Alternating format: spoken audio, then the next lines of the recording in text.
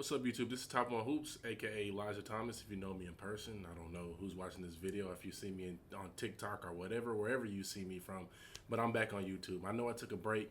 I did a little podcasting and things before I started the Top One Hoops account, and I just been over there grinding. I've had work and everything, school, and I just been doing that. But I feel like this is the right time to come back to the YouTube because I really want to break down a game of basketball. Right, I'm still learning, but I feel like I'm getting better, so I want to the fans and everybody to see my view of what I see on the basketball floor when I'm watching the game every single day.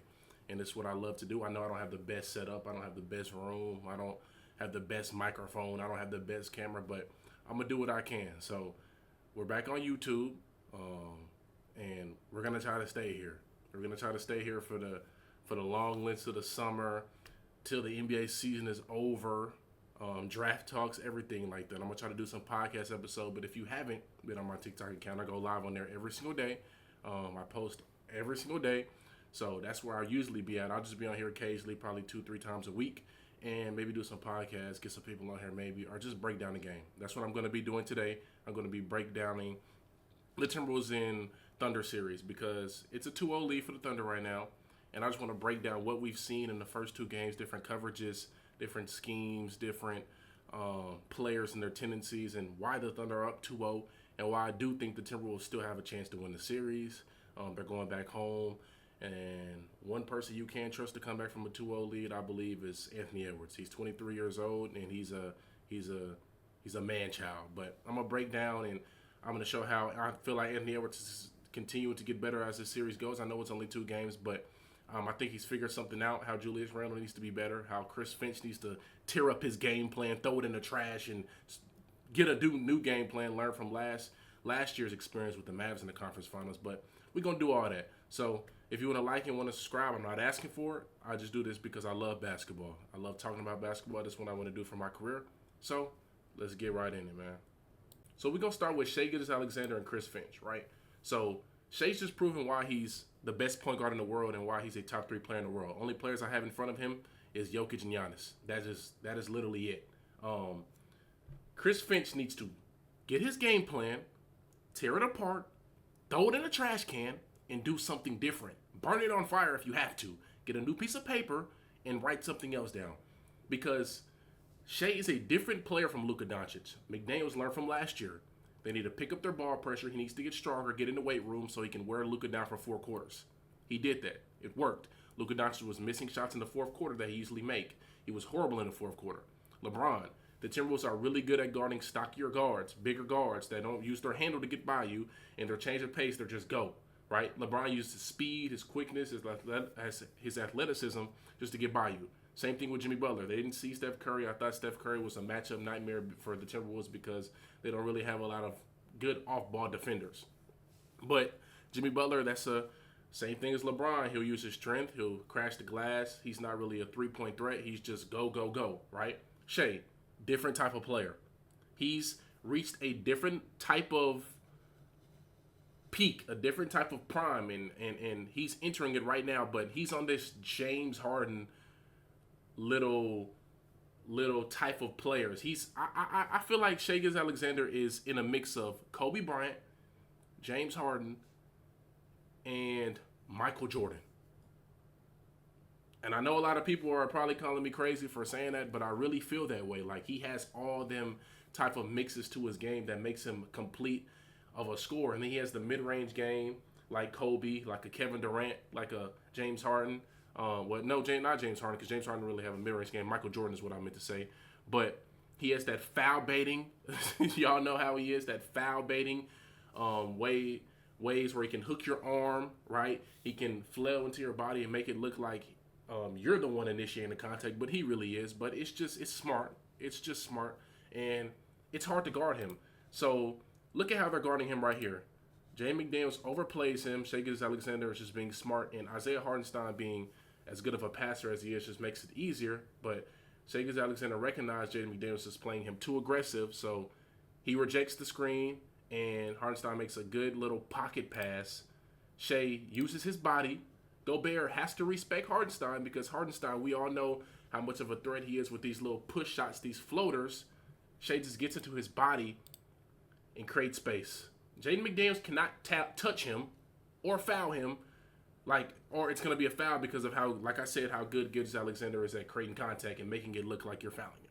So Jaden McDaniels is trying to use his length to contest the shot, but it does not matter because Gilgeous-Alexander is one of the most efficient scorers we've ever seen in the mid-range of all time. And this right here is a layup for him. A complete layup. A layup. And he's just going to make it. It's that easy. This was how he started the game, right? That's how he started the game. Now, Jalen Williams here is going to drive the ball into the gap. Gobert did a terrible job of closing out. They're going to swing because Dante helps to cut off the drive. Gobert does a good job of closing out, right? Does a good job of closing out. And Gilgeous-Alexander sees Ant in front of him. Ant can sometimes be lazy, and it's a horrible closeout. Gilgeous just drives right by him. McDaniels is in the gap. He could make this pass to Lou Dort, but the spacing is poor. But Gilgeous-Alexander makes a tough. This is not an easy shot. I promise you guys, this is not easy. He's going to the left. Off 2 feet with the right hand. He has to have a touch and an angle to get this off over Jaden McDaniels, who is 6'8", 6'9", with probably, I don't know exactly what his wingspan is, but he has probably a 7-foot wingspan, and he banks it off the glass. You know what kind of touch you have to get that shot off and be able to get that in that easy? He makes it look easy, and it's incredible the way that he's carving the Timberwolves defense up. Now, this is what I have a huge problem with, right? Because in the Denver series, it's just a different matchup. Chris Finch, like I said, wants to guard you one-on-one. He trusts his guys one-on-one. He doesn't matter who it is. He doesn't matter if it's Edwards. He doesn't matter if it's McDaniels. He doesn't matter if it's Randall, Gobert, or even Dante DiVincenzo, right? I mean, he trusted Gobert on an island against Luka Doncic in isolation. Same with LeBron. Same with Jimmy Butler. It didn't matter if it was Edwards, anybody, right? And the Nuggets did a good job of gapping up because they don't really trust their individual defenders to guard Shai one-on-one, so they're just pushing him in tough spots. They put a little 3-2 zone, right? And they made him go exactly where they wanted him to go on the floor. And Shai can sometimes have tunnel vision. That's another thing he needs to add to his game. Like I said, he's not like his true prime, but he's entering it. So he gets tunnel vision, right? And you have to make Shai be a playmaker because he wants to score. That's what he's best at. When you're guarding him one-on-one, he's going to score on you because he's so good in isolation that you cannot physically guard him. Like I said, if you play aggressive, you're going to get fouled. I mean, he's going to get fouled, and he's too good of a scorer to play him one-on-one like this, right? What they're doing is they're staying home on shooters because Chris Finch, right here, sitting down, wants you to guard one-on-one with Shai, which is the dumbest thing you could ever do. They're playing right into the Thunder's hands, right? This is food. This is complete food for Dante. Literally complete dog food. He's going to hit this little turnaround move. He can go off the left shoulder. He can go off the right shoulder. It does not matter. Dante DiVincenzo is not strong enough, nor is he fast enough on his feet to get up and contest, nor is he tall enough to even combat this jump shot. Shai's just going to shoot over him. And guess what? Like I said, he's elite in the mid-range, and this is practice. This is a practice jump shot. A practice jump shot for Shai. You have to make him play in crowds. You have to make him be a playmaker, or he's going to kill you. He's going to kill you, right? Right here. I'm laughing because it just doesn't make sense to me, right? And he needs to tear it up, throw it in the trash can. McDaniels, good defender, but Shai's to the level where you cannot guard him one-on-one. Randall, he's in the gap, yes, but he's not all the way there, right? Gobert, he needs to come right here. Needs to push up more around that baseline to where you make Shai turn around into Randall, right? But Shai just backs him down, and you look how much space he has. Caruso, being so smart, sets a little screen on Gobert where he can't contest the jump shot. That's just very, very, very smart by Caruso. But look how much space he has. He's going to shoot right over him. This is a practice jump shot. Because he's so good. This is practice. This is practice. Another thing. Jaden McDaniels. Shai Gilgeous-Alexander he's not good of a three-point jump shooter, right? Nuggets forced him to shooting threes. You don't need to pressure Shai this far up the floor. He's not going to kill. You want him to shoot threes. You don't want him to get into his mid-range areas, and that's where he's killing you. You want him to shoot threes. You want to go under ball screens. You want to maybe blitz him or play a zone and play heavy in the gaps. You don't want to play this far on Shai Gilgeous-Alexander. So Dante DiVincenzo being in the game, they're just going to hunt that matchup because they know you're guarding him one-on-one. Blue Dort comes and hunts that matchup, sets the screen, and what does Shai do? Check in, check out. Check in, check out. All day. This is why Shai is so efficient. He's just going to get this matchup and kill Dante DiVincenzo every single time. It does not matter. Check in, check out. Remind you, we're going to go through all of his makes. All of his makes. I really want to break this down. Jaden McDaniels needs to meet him. I don't know if you can see my cursor or not, but he needs to meet him at the free throw line. You need to give him space. If he's killing you from the three-point ball, so what? You tip your cap. You tell him, you're just better than us, right? You're just better than us. We can't guard you. Also, Edwards needs to be more in the gap. I don't know why he's respecting Jalen Williams. You want all these guys to shoot threes. They have not shot the ball well at all. So the Nuggets, what they did was just make them shoot threes. Play heavy in the gaps. Don't let Shai get to his spots. Make these guys shoot threes. Chet, I don't think he has confidence in his jump shot. Jay Will can be inconsistent. Lou Dort shot horrible in the last series, and Hartenstein can't shoot at all. So you want these guys to shoot threes. Him pressing him up all the way past 30 feet behind the goal, it's dumb. It's malpractice. It's complete malpractice. What is he gonna do? This is just a tough shot. This is just a tough shot. The Minnesota needs to do a better job in their quarters because they were down 3 points with the ball. Edwards missed the layup, contested at the rim by, I believe, Hartenstein or Chet. He comes down the floor, and he hits a step-back three. So, at this point, he's just in a complete rhythm.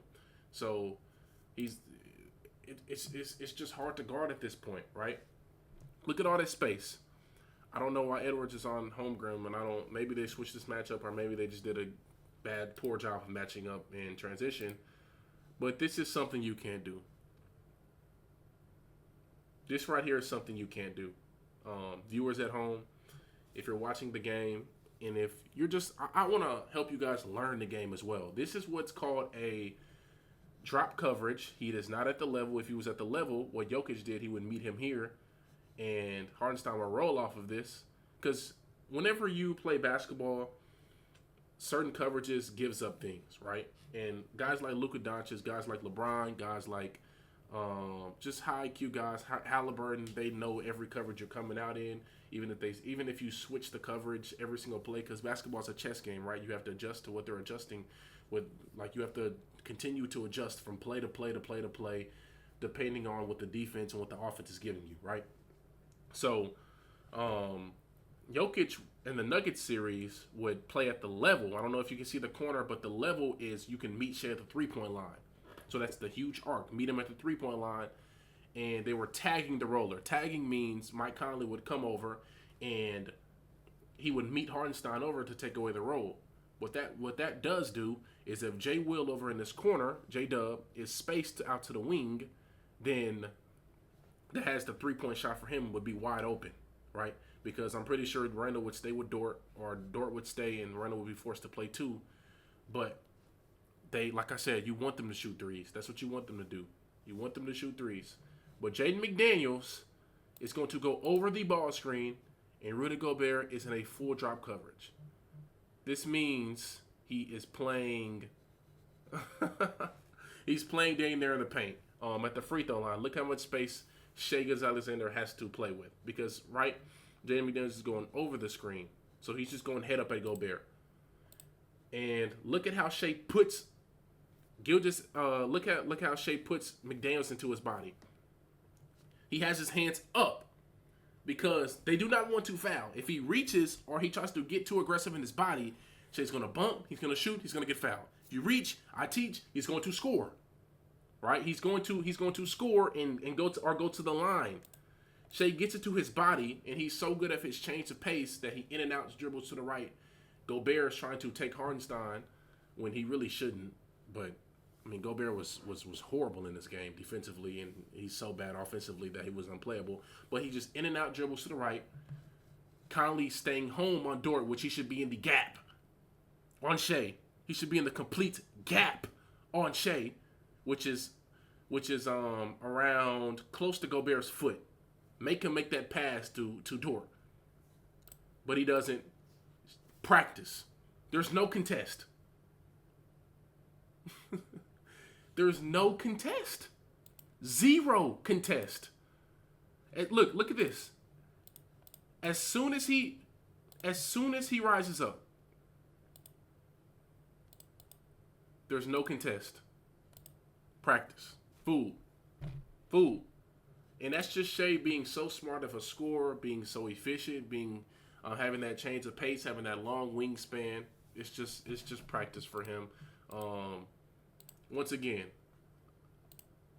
they trying to match up in transition. They do a horrible job. They don't have any rim protection in the game, so Hartenstein just comes and sets the screen. Randall helps from the weak side, right?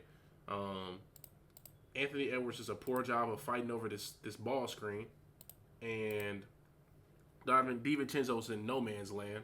He's guarding nobody. This is what you don't want to do as a defender, right? He's guarding absolutely nobody. Randall, who is not Gobert, he's a worse defender than Gobert. If anybody didn't know out there, all Shai Alexander is going to do. He's playing with so much space. I don't know what Dante was doing. He just left Shai, and forgive me, I don't know why it's going out, but I'm doing all this live, by the way. No editing. This is just raw content, raw film study, raw breakdown. But Shai just comes off of this, and he sees Randall in front of him, and it's food. It's food. What he's gonna do, he's just gonna quick cross, and in real time, this move is faster than it looks because this is just a change of pace, right? Edwards goes over the screen, which is he's supposed to do this because that's the game plan, right? He's slowing down, and then it's a quick cross. Randall's lost. Look at his foot. Attack that top foot. He's completely lost. And what does Shai do? Layup. There's no rim protection at this point. When they take Gobert off the floor, there's no rim protection. But if you put Gobert on the floor, what they're doing is they're playing Gobert like he's actually good at basketball, right? He's good at basketball, but he's not good on offense. So they're playing him like a true roller, like he can actually give them some offensively, and he's not. So he's unplayable, right? And Reed has to be better. We're going to talk about that soon, but this is something you can't do, right? This defense is so good. What they're really good at is playing these entry passes. The Thunder, they did it against Jokic. Caruso was fronting him all game in Game 7. Turnover. You want to make Oklahoma City play against a half-court set defense. If not, they're going to score. They're young, they're athletic, they're fast, they're quick, they're good with their hands. Dort just comes from the weak side. What does Dante DiVincenzo do? When they take Mike Conley off the floor, he was a plus 14 in this game. Meaning, when he was on the floor, they were plus 14 points better. Because Conley gets them all together. He's a playmaker. He makes sure everything is settled down. They don't turn the ball over at a high clip when he's on the floor. When Dante DiVincenzo comes on the floor, he was a negative 27, I believe. Because he's so bad of a playmaker, and he's not a point guard, he's a spot up, that he makes dumb decisions like this. Yes, it looks open. This looks open. Right? This is a 6-point game at this point. With 4 minutes left in the third quarter, this is a winnable game for Minnesota. This play changed the whole game. This is how good Oklahoma City is. Dort sprints all the way over to Randall. Look how high this ball is in the air. If you can't get it there, don't throw it. I seen Kenny Beecham. Shout out to Kenny Beecham. He said, kids, work on your entry passes. Work on your entry passes. High school, elementary, whatever it is. Work on your entry passes. This was horrible. This was a horrible pass. What does Dort do? Smacks down at the ball. What are they doing? Running in transition. Anthony Edwards is trying to call out matchup. Where are we at? They do a good job of matching up. But like I said, Shai Alexander is so good at drawing fouls. What does he do? Rams his body into Nickeil Alexander. And yes, that is a foul. That is a blocking foul. They called a foul. Guess what? This is like a 3-point swing. He makes the free throw and one. Now this whole crowd is in the game. When you're just down 6, now it is a 9-point game that fast. They go over and on the other side of the floor. They miss a shot. Then they turn it to 11, 13, and it's hard to come down, hard to come back to in a game where Oklahoma City's at home because they have the best home crowds in the league, and it's. I mean, this is why this team and Shai Alexander is so good at basketball, right? And we're not finished. They're good. Like I said, I hate to point out DiVincenzo this much. He's just had a bad series. He struggled with his shot. And we're going to talk about a dude named Terrence Shannon Jr. in a minute because Terrence Shannon Jr. can replace his minutes, and I think he might be a little bit better than Donte DiVincenzo because Donte DiVincenzo is horrible defensively, doesn't have the length, the size, or the strength to even try to compete against Gilgeous Alexander. So Shannon Jr. has 6'7". He has the length somewhat, and he was really good in the regular season against the Thunder. They went 2-2, they split, even when Gobert and Randle didn't even play. So that just shows how much Minnesota their depth shows. But he's yet to touch the court. Switch. Like I brought it out earlier. This is what they want you to do. He has the whole left side. Look at all this space. The whole left side. What does he do? Check in. Check out. He's just in a rhythm at this point. Shai only missed 9 shots. He shot, 50 plus from the field? Check in. Check completely out. Now we're going on like I said, look at this. They still have 64 points. When you get this defense going, it's really hard to score. The crowd is in the game. Now it's a 13-point game. Now it is a 13-point game. Look at this. Gobert is more up at this point. But once again, I don't know what screen navigation McDaniels just did, but he didn't even go under it and he didn't even go over. He just spinned off of it. I don't know what this was, but Gobert is more at the level. But what is Gilgeous Alexander? He was doing this a lot, right? What Gilgeous Alexander is going to do, he uses his speed and his change of pace to see Gobert in front of him. What he's going to do is he's going to do a quick snake, right? He's going to snake the screen. Like I said, at this point, he's in a really good rhythm, right? It's in the fourth quarter. He's just got practice shots throughout the game. So now he knows when NBA players see this goal is really big, when a rhythm, if you don't know what it means, is what I mean is when you're doing something over and over again, like if you're playing a video game or you're playing a phone game like Subway Surfers or something, and your fingers or your hands, if you're playing the drums, if you're just in a constant rhythm, like when they're flicking the wrist, it's just smooth. It comes off the wrist so perfect because now they shoot the ball so much. They take probably 100s to 200s to 300 shots a day so that they know where the goal is. Like it's just simple. Like they do it so much they know where the goal is. So now he's in a complete rhythm and he snakes it. So what he's gonna do is he's gonna slow down. He's gonna do a little. It doesn't look fast on film because I have it slowed down. They'll do a simple snake dribble. Get to the other side. Gobert's he's not quick on his feet to guard this, right? So he just gets past him. McDaniels gives up on the play because now it's a Gobert switch. They need to maybe look to double him, read, dump down, and just make him play in crowds. What he's gonna do, he's in a rhythm at this point. He loads up. Once he gets the ball here, it's really no contest. And what does he do? Check in, check out. Slithery finisher if you don't play 2K on Hall of Fame. Now, it's 1 minute left. Minnesota started to make a run because I'm going to go over Anthony Edwards and how I think he started to figure out this Oklahoma City defense, right? He started to get going in the mid-range and the low post. They started to get on a run. Nickeil Alexander got them in rotation. And got some few baskets at the rim. Got to the free throw line. But what Gilgeous Alexander does, right? He has McDaniels frustrated. I don't know if you love basketball, I know you've seen the little push, right? The push that McDaniels gave him because he said he wanted to just foul him for real. Because Gilgeous Alexander does stuff like this. He's going to get into your body, right? He's going to get into your body. He's going to push off, right? McDaniels can't touch him because he's going to flail. He's going to flail like this, and he's going to get to the line. There's no rim protection because Gobert is out the game because they need three-point shooting, right? They try to get the ball at his hands. He sees that. At first, it was working, right? I haven't shown those clips because I don't want to make this video too long. But at first, it was working, right?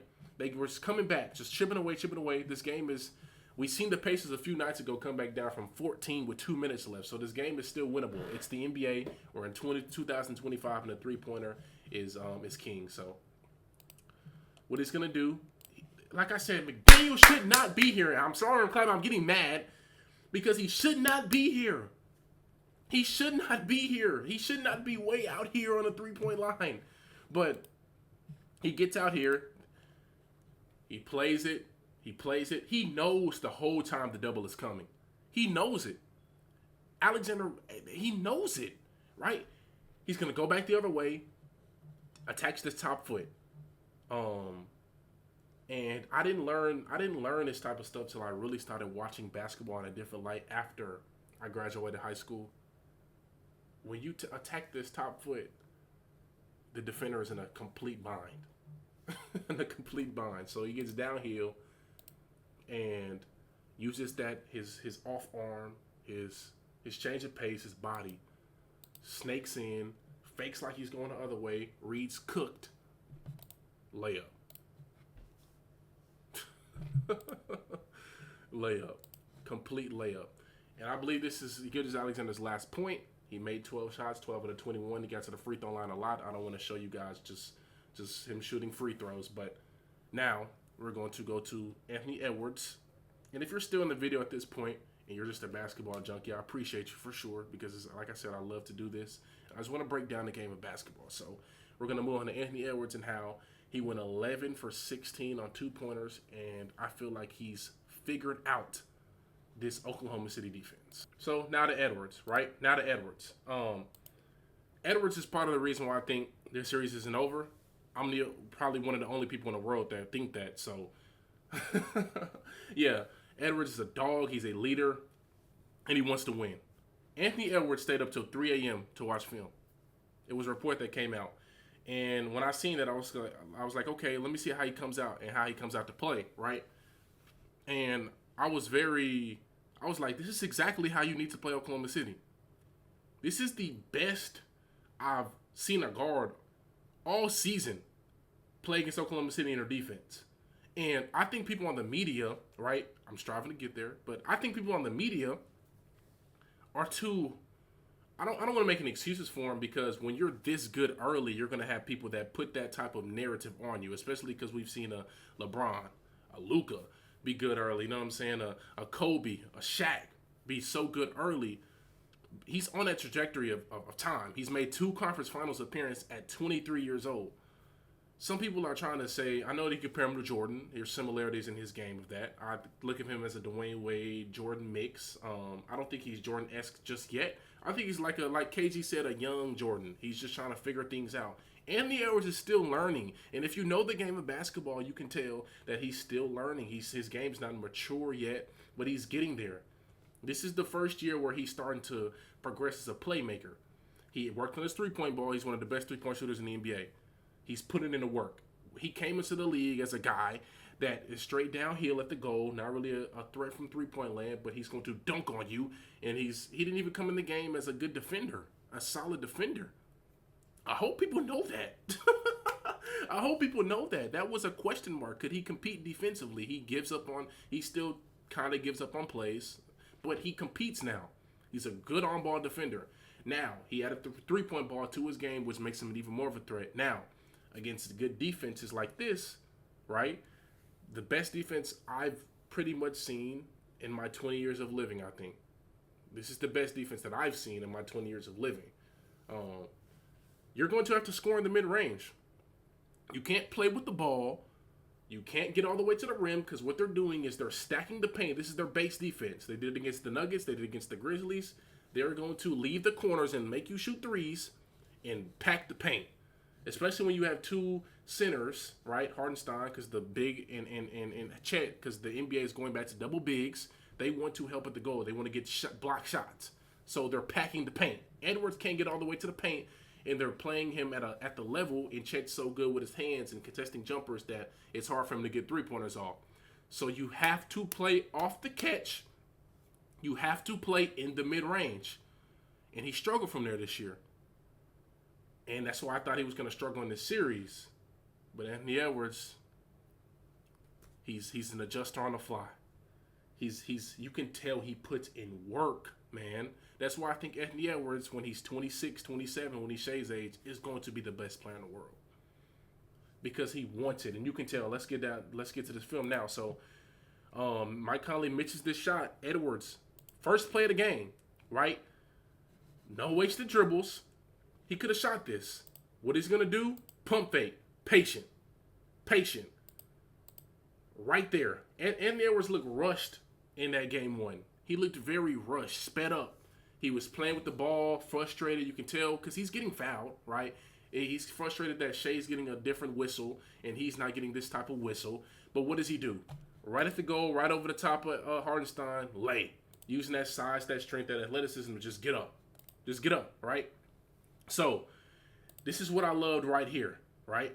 And Edwards has worked on his handle. His handle was not this good coming into the league, not this good even last year. He's worked on his handle in the offseason. I can see that. He's not playing with it, right? He does hit a little behind the back.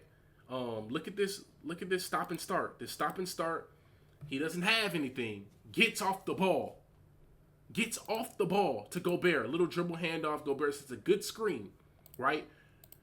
They're not letting him get to the rim. But Hardenstein is not at the level. This is a bone-crushing screen, by the way. What does Edwards do? Pull it right in his mid-range.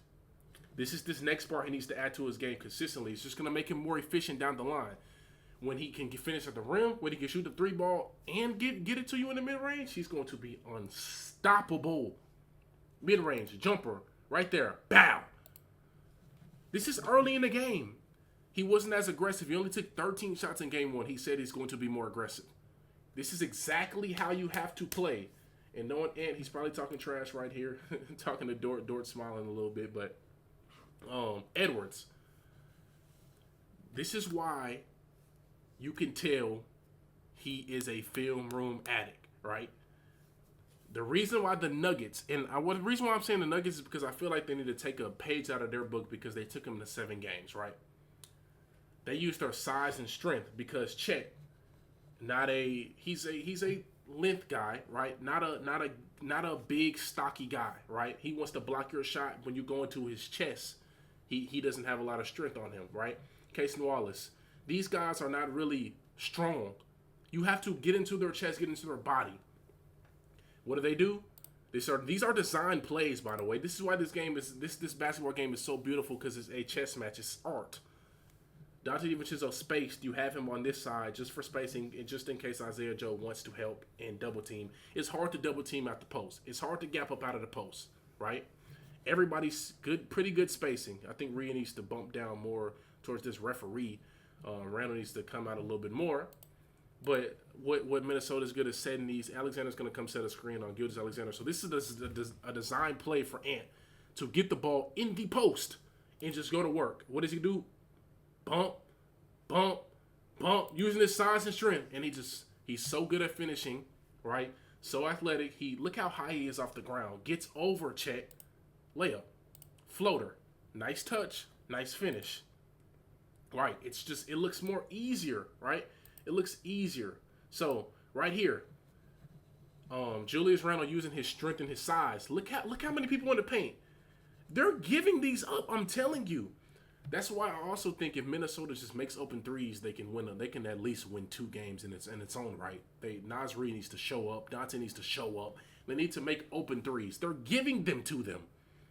And Minnesota was a good 3-point shooting team in the regular season, but look at him. Throws it right out to Ant. No wasted dribbles. None. Right off the catch. Just go. Use your speed. You're faster than Wallace. Wallace is a very fast guy, but you're faster than him. What you're gonna have to do is put this team in rotation. Put in rotation, make them. They want to go. They want to load up. If you put them in rotation, they can be good at closeout at times, but sometimes they're not very good at closeouts. And just go. No wasted dribbles. Just go. What does he do? He really got fouled right here. He got fouled. This was a foul, but tough finish. This is easy for Ant because he works on this, right? Tough finish. If his 3-point ball gets going with this, it's gonna be unstoppable, bro. But Ant just getting to the rim off the catch. Again, no wasted dribbles, right? He's gonna get off the ball. This was a scary pass, but he's gonna get off the ball. Put them in rotation. They're scrambling at this point because McDaniels flashed all the way to the paint. So now they're in rotation. Conley pumps. They both jump at him. Gets 2 feet. He doesn't get all the way to the paint, but Ant's wide open. It's just easy off the catch. Just make the game easier. What some guys that I think can score against this defense at a high clip is probably Michael Jordan, Kevin Durant. I think LeBron James because of how smart he is. Just efficient, scores, high IQ guys, right? And Ant, you can tell he's starting to get there. He's not all the way there yet, but he's starting to get there again. In transition, off just a burst of speed, downhill, and one. He did a lot. He was catching the ball way out here, trying to play with it, dribble it. As the series goes on, he's just continuing to figure this team out. I'm telling you, man. Again, coming off of a down screen, playing more off the ball. No wasted dribbles, jab step, Lou Dort's in the bind, attack the top foot, tough finish at the goal. Just go. Don't waste your dribbles. Just go. And he's figuring it out, man. So, again, starts going at the third in the middle of the third quarter. He should have been more aggressive to start the third, but that's a different story. Gobert, another bone-crushing screen on Lou Dort. Shai should be in the gap here, but he's not all the way to in the gap completely because he's stunting. He's too late because Edwards is too fast. He really got fouled on this drive. Again, tough finish. No wasted dribbles. Just go. Don't play with it. Just I'm telling you, man, just go. Use the speed and just go. Right? Just go. And then at the end of the quarter, right? Gets Dort leaning a little bit. Reed sets a screen. Pick up dribble. There's no rim protection because Chet's guarding Alexander. I don't know why. It's probably a matchup problem. This is a tough finish. Same foot, same hand. Underhand scoop from Dame to the free throw line. I don't think y'all know how tough this is. Over Shai, who is a good weak side help shot blocker, by the way. He was a 7th in DPOY voting last year for a reason. Float game. Just making it come easy, man. No wasted dribbles. Now he's coming off of a down screen. Usually he sits the fourth quarter. He probably came in around the 8-minute mark. This is when they start to figure things out as a team, as a unit, as a group. No Randall in the game. Randall didn't play the fourth quarter at all. More spacing with Reed, McDaniels, Conley. Conley, you need to have him on the court because he's key. Dante shouldn't be getting minutes. We're going to talk about Terrence Shannon Jr. in a minute. But McDaniels sets the screen for Dort. He gets the switch. Look at Dort here in the gap. McDaniels needs to be more spaced. When these shooters start to make shots, it's just going to make it easier for Ant. But look at Ant. He knows he's in the gap. Stop and start. That's what he likes to do. A little hesitation. Pound dribble. Behind the back. Get space. In the mid-range at the rim, putting pressure on the rim, and using his size, strength, and speed. When that 3-ball, I'm telling you, when the 3-ball is going with it, he's gonna be unstoppable. Again, this is his best move of the night, and he started to get going in the fourth quarter. That's why I think Minnesota's gonna win today. We'll see. But gets it. No wasted dribbles. Little rocker. I don't know what they call that. Little rocker. Caruso. He doesn't care if Reed gets the ball. He doesn't care if Reed gets the ball. He's focused on Ant. Two guys. All of these guys are looking at Ant. What do? He splits. This is so tough. I don't understand, man. This is so tough. This is so tough. Splits. This is not a travel, by the way. He splits it, right? He sees Caruso here. This is so tough, man. Gets all the way to that left foot, right foot, with the left hand over. This is an awkward finish with the left hand. This is super tough. This is super tough. And layup, right? It's practice. It's practice for Ant. You can tell he's putting in the work, putting in the time. He'll get there. So once again, little double hezzy with the under the legs move. No wasted dribbles. Pulls up. Dort. There's no contest on this jumper because Ant already got pretty much space because Dort didn't expect him to rise up. Look at Chet. This is his man. He's guarding McDaniels. He's all the way with Ant. Look at Case and Wallace. They have a corner three if they want it. He can skip past this all the way to Alexander Walker. Gilgeous-Alexander's in the paint. Williams he's respecting Reed a little bit because you have to stay home on Reed even though he hasn't had a shot falling. Rise up. Right here. Bang. Now it's a 10-point game with 3 minutes left. Winnable game. They gave it away, though. They let them score in the next possession. But that's how good Anthony Edwards is. And at the time, I can see it, the time that he's putting into his work. Because he was not doing none of this during the whole season. He just did this on the fly. I believe he shot the mid-range at below 44%. I don't know the exact percentage, but I know it was below 44%. He was not good in that area.